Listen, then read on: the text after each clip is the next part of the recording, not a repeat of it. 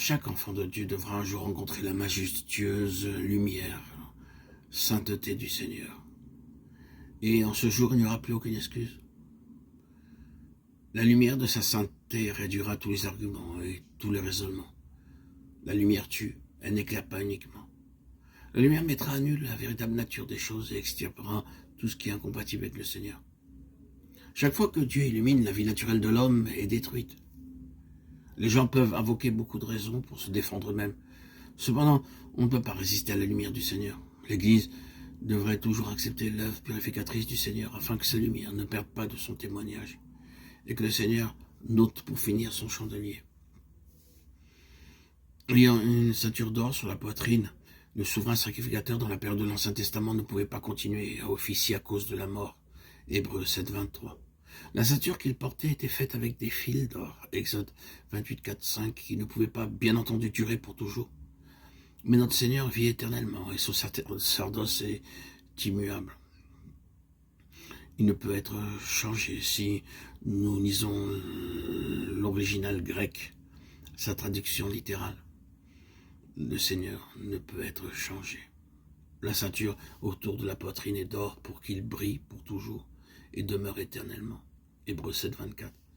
La ceinture ceignit habituellement la taille pour faciliter le service. Cependant, le Seigneur la porte autour de la poitrine. Cela nous parle de sa force et de son amour. La ceinture signifie la force agissante et la poitrine parle de l'amour. Ce souverain sacrificateur qui marche au milieu des chandeliers en or est plein de force, mais aussi d'affection. Comment ne pas nous prosterner devant lui avec crainte, en tremblement d'une part, et avec gratitude, allégresse et satisfaction d'autre part. Sa tête et ses cheveux étaient blancs, comme de la laine blanche, comme de la neige. Ses yeux étaient comme une flamme de feu. Ses pieds étaient semblables à de l'airain ardent, comme s'il eût été embrasé dans une fournaise. Et sa voix était comme la voix de grandes eaux. Apocalypse 1, 14, 15. Tout cela nous montre que non seulement la parure du Seigneur nous dépeint la nature de son jugement, mais que cela est vrai également dans ses moindres détails. Sa tête et ses cheveux étaient blancs comme de la laine blanche, comme de la neige.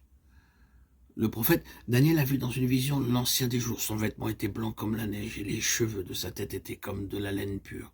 Daniel 7, 9. Cet ancien des jours n'est autre que Dieu lui-même, celui que Jean a vu. C'est la preuve scripturaire que le Seigneur Jésus est Dieu. La tête et les cheveux de notre Seigneur sont blancs, signifiant qu'il transcende le temps et cependant renferme à la fois ce même temps, et qu'il est parfaitement saint. Quand la Bible parle du vieillissement de l'homme, elle dit que ses cheveux deviennent grisonnants. Osée 7, 9. Sur ce plan-là, notre Seigneur n'a pas un seul cheveu gris. Mais d'autre part, le livre des Proverbes déclare que les cheveux blancs sont une couronne de gloire. Proverbe 16, 31. Ainsi donc, les cheveux blancs nous parlent de deux choses, de la gloire et du grand nombre d'années.